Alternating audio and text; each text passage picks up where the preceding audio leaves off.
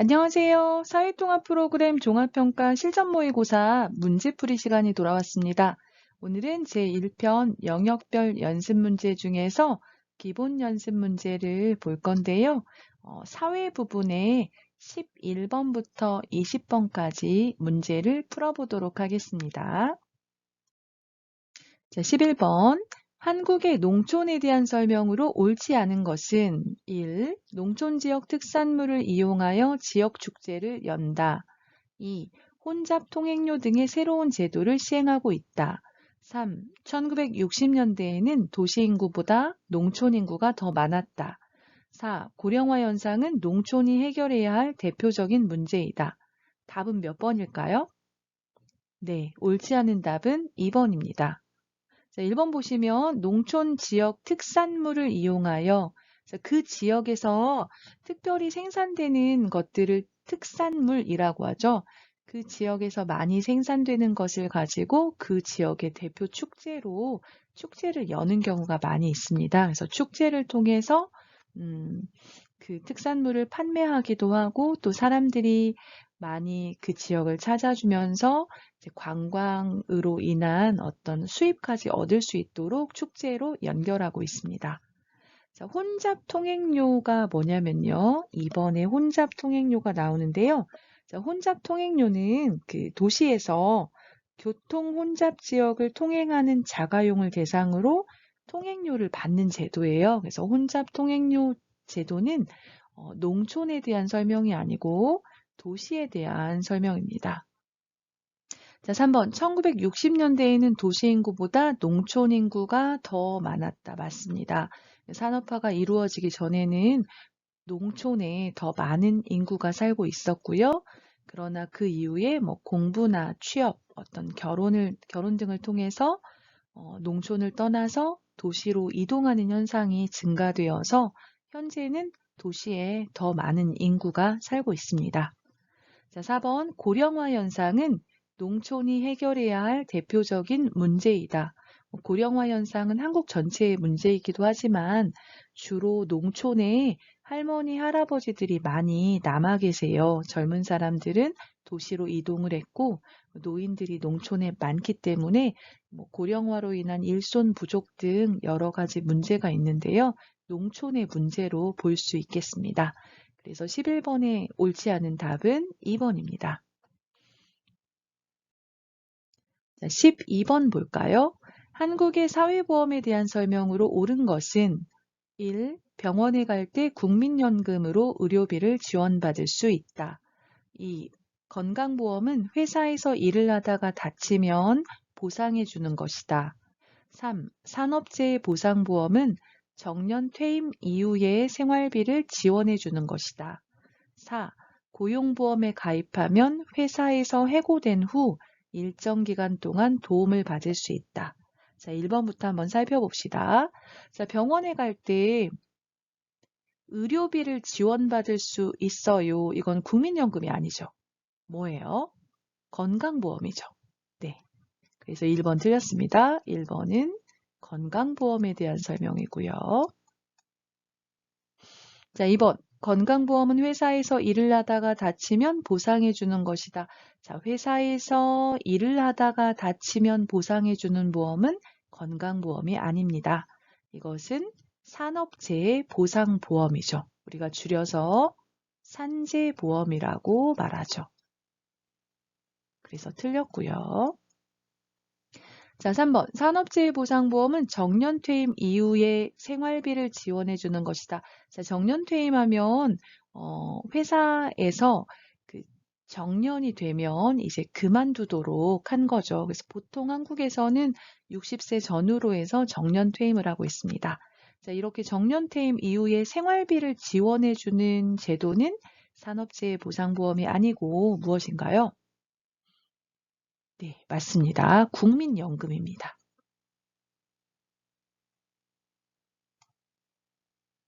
자, 4번 볼까요? 고용보험에 가입하면 회사에서 해고된 후 일정 기간 동안 도움을 받을 수 있다. 네, 옳은 것은 4번이네요. 고용보험을 통해서 이제 해고된 이후에 비자발적으로 회사를 그만둔 경우 다시 회사에 취업할 때까지 실업급여를 지급하고 있죠. 그래서 실업급여를 지급받는데요. 이 실업급여가 어디에서 나오냐면 고용보험에 가입해서 한 경우에 이제 실업급여가 나오도록 되어 있습니다. 최대 9개월까지 지원하는 것으로 알고 있습니다. 자, 그러면 다음 문제로 또 가보겠습니다. 13번 공공부조에 대한 설명으로 옳은 것은 1. 모든 외국인은 공공부조를 받을 수 없다. 2. 한국어 교육은 공공부조의 대표적인 혜택이다. 3. 원칙적으로 공공부조는 한국 국민들에게만 적용된다. 4. 한국 사람이라면 소득에 관계없이 지원받을 수 있다. 자, 1번부터 보겠습니다. 모든 외국인은 공공부조를 받을 수 없다. 그렇지 않습니다. 외국인 중에서 공공부조를 받을 수 있는 사람이 있습니다. 첫 번째는 한국 사람과 혼인한 경우고요.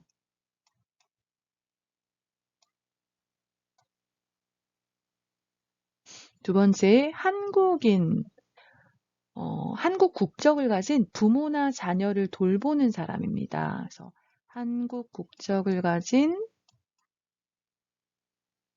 국적이 있는 자녀 또는 부모를 돌보는 사람이 있고요. 그다음 세 번째는 난민으로 인정받은 사람인데요. 이런 사람들 중에서 소득이 최저생계비보다 적은 사람이에요.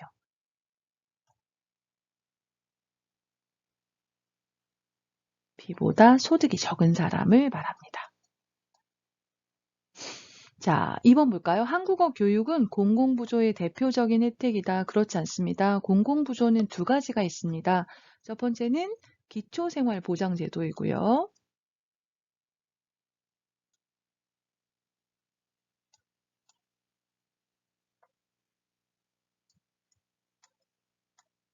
앞에 국민이 빠졌네요.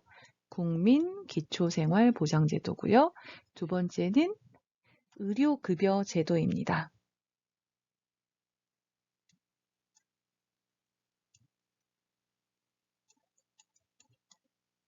국민기초생활보장제도는 이제 네 가지로 나누어져 있는데요. 생계, 교육, 의료, 주거 등으로 이제 기본적인 생활을 보장해주는 제도입니다. 의료급여 제도는 이제 병원에 갈 때 의료비를 지원해주는 제도입니다. 그래서 이렇게 두 가지가 있고요. 자, 3번 원칙적으로 공공부조는 한국 국민들에게만 적용된다. 원칙은 그렇습니다. 원칙적으로는 한국 국민들에게만 적용되도록 되어 있습니다. 예외가 있단 얘기죠. 자, 4번 한국 사람이라면 소득에 상관없이 지원받을 수 있다. 자, 이 부분이 틀렸습니다. 소득에 상관없이가 아니고 한국 사람도 동일하게 최저생계비보다 소득이 적은 저소득층 국민을 대상으로 합니다. 저소득층을 대상으로 하기 때문에 소득에 상관없이 지원받을 수 있다는 틀렸습니다. 그래서 13번의 공공부조에 대한 설명으로 옳은 것은 3번 원칙적으로는 공공부조는 한국 국민들에게만 적용된다가 정답입니다. 14번 안전한 생활을 위한 방법으로 옳지 않은 것은 1. 국가 재난관리를 담당하는 기관은 법무부이다. 2. 재난대응 안전 한국 훈련에 적극적으로 참여한다. 3. 재난이나 사고가 발생했을 때는 긴급 신고 전화로 신고한다. 4. 평소에 위험한 시설을 발견하면 안전신문고에 신고할 수 있다. 네, 옳지 않은 것은 몇 번일까요? 네, 1번입니다. 자, 국가 재난관리를 담당하는 기관은 법무부가 아니죠. 어딘가요? 네, 행정안전부입니다. 행정안전부를 중심으로 해서 행안부라고 많이 말하죠. 그래서 행정안전부를 중심으로 해서 중앙부처, 지방자치단체, 공공기관이 다양한 재난에 대비하고 있습니다. 자, 이번 재난대응 안전 한국훈련에 적극적으로 참여한다. 자, 매년 1회씩 이 훈련이 있는데요. 여기에 이제 책임기관뿐만 아니라 국민들이 참여하고 있습니다. 자, 3. 재난이나 사고가 발생했을 때 긴급 신고 전화로 신고한다. 자, 긴급 신고 전화하면 여러분이 대표적으로 알고 있는 게 112번이나 119번이죠. 그래서 사건이나 사고가 발생하면 전화를 해서 현재 자신의 위치가 어디인지, 또 어떤 사고, 어떤 사건이 발생했는지 설명하면 되겠습니다. 자, 4번 평소에 위험한 시설을 발견하면 안전신문고에 신고할 수 있다. 예를 들어서 잘못된 표지판을 발견한 경우 국민신문고 누리집 안에 안전신문고가 있어요. 거기에 이제 신고하면 되겠습니다. 그렇게 해서 신고를 하거나 건의를 해서 미리 사고를 예방할 수 있겠습니다. 그래서 14번에 옳지 않은 답은 1번입니다.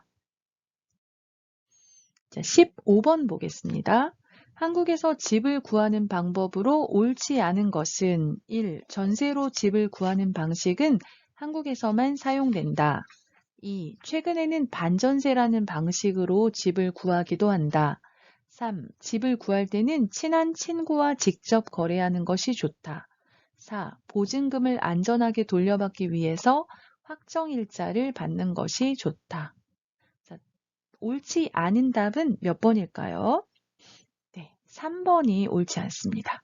자, 1번부터 보겠습니다. 자, 전세로 집을 구하는 방식은 한국에서만 사용된다. 이 전세는 한국에만 있는 독특한 방식입니다. 맞고요. 최근 반전세라는 방식으로 집을 구하기도 한다. 반전세는 월세보다 보증금이 큰 것을 말하고요. 반절은 전세, 반절은 월세라고 생각하시면 되겠습니다. 전세와 월세를 합쳐서 만든 방법인데요. 그냥 월세를 살 때의 보증금보다는 이 반전세 보증금이 훨씬 큽니다. 자, 집을 구할 때는 친한 친구와 직접 거래하는 것이 좋다.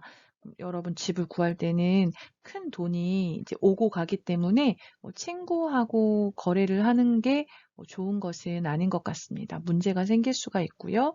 그래서 집을 사거나 전세나 월세를 구할 때 그 공인중개사를 통해서 부동산 중개업소를 통해서 계약서를 쓰고 소개를 받고 하는 것들이 안전합니다. 자, 4번 보증금을 안전하게 돌려받기 위해서는 확정일자를 받는 것이 좋다. 확정일자는 집을 계약한 날짜에 대해서 법원이나 행정복지센터에서 사실임을 증명해준 날짜를 말하는데요. 확정일자가 빠를수록 보증금을 더 안전하게 돌려받을 수가 있습니다. 그래서 이사를 하신 후에는 행정복지센터에 가서 확정일자를 꼭 받으셔야 합니다.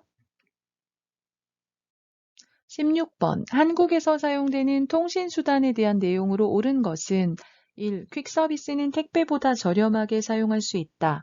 2. 한국에서 유선전화는 더 이상 사용하지 않게 되었다. 3. 택배회사나 편의점을 통해 택배 서비스를 이용할 수 있다. 4.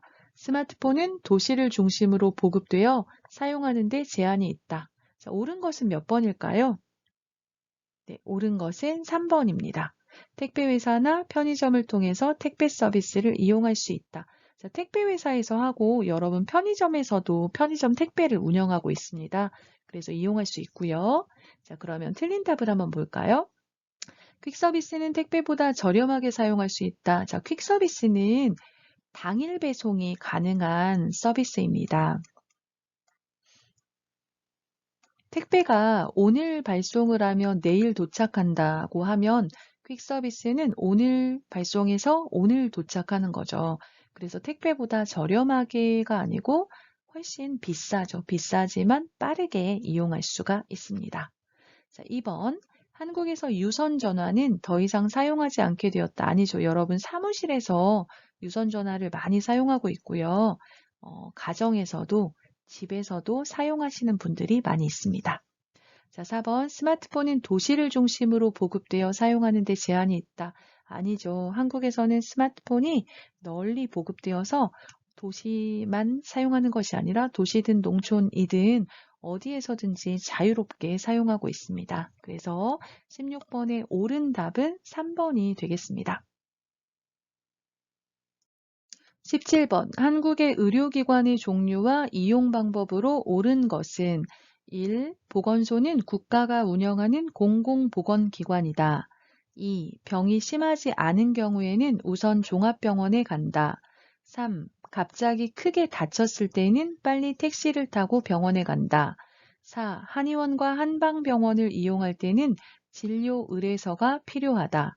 자, 한국의 의료기관의 종류와 이용 방법으로 옳은 것은 몇 번인가요? 네, 1번이 맞습니다. 보건소는 국가에서 운영하는 보건기관이죠. 그래서 1번이 맞고요. 자, 오답을 한번 살펴볼게요. 자, 병이 심하지 않은 경우에 우선 종합병원에 간다. 아니죠. 종합병원이 아니고 감기와 같은 심하지 않은 질병의 경우에는 우선 동네 의원에 가면 됩니다.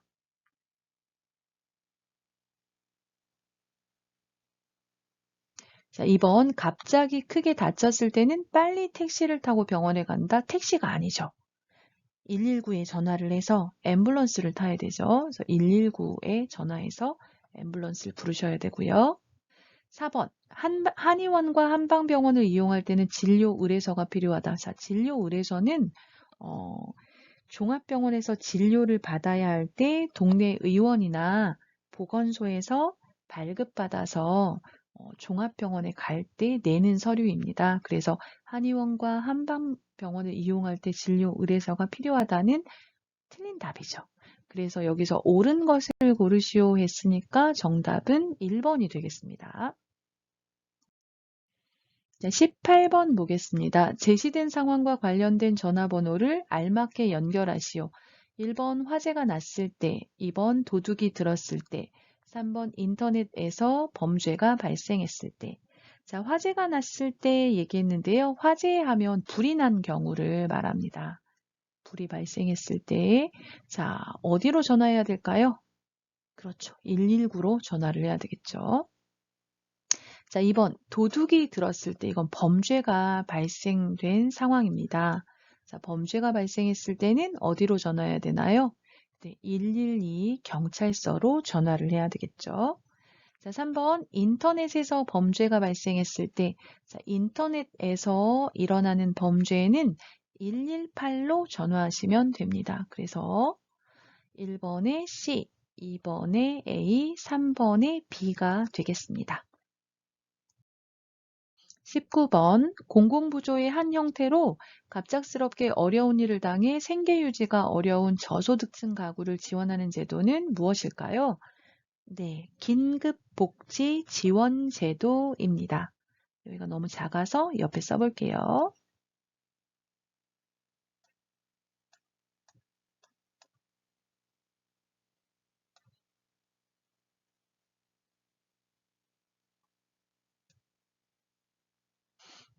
가족 중에 생계를 담당하던 가족이 갑작스럽게 뭐 암에 걸린다거나 교통사고가 나서 생계 유지가 곤란해졌을 때 그런 저소득층 가구를 대상으로 지원하는 제도입니다. 그래서 행정복지센터에 가셔서 신청을 하면 되겠죠.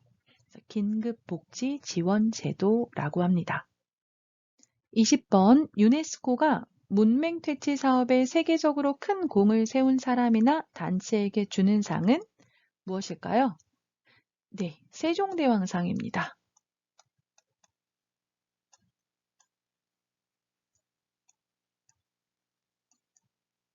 자, 문맹 퇴치 사업이란 뭐냐면요. 문맹, 글을 읽거나 쓰지 못하는 사람을 말하고요. 퇴치는 그런 사람들을 없애다. 그래서 뭐냐면 글을 읽거나 쓰지 못하는 사람들에게 글을 가르쳐줘서 글자를 가르쳐줘서 그 사람이 글을 읽고 쓸 수 있도록 만들어주는 것입니다. 자, 그런 일을 한 사람들에게 사람이나 단체에 상을 주는데요. 유네스코에서 한글을 만든 세종대왕의 이름을 가져와서 이 상의 이름을 세종대왕상이라고 했습니다. 자, 이렇게 해서 사회 부분의 11번부터 20번까지 문제를 한번 풀어보았습니다. 여러분 지금까지 들어주셔서 감사하고요. 저는 다음에 이제 교육 부분에 대한 문제를 가지고 여러분을 찾아뵙도록 하겠습니다. 도움이 되었다면 좋아요와 구독 눌러주시고 다음 시간에 저와 또 만났으면 좋겠습니다. 끝까지 들어주셔서 감사합니다.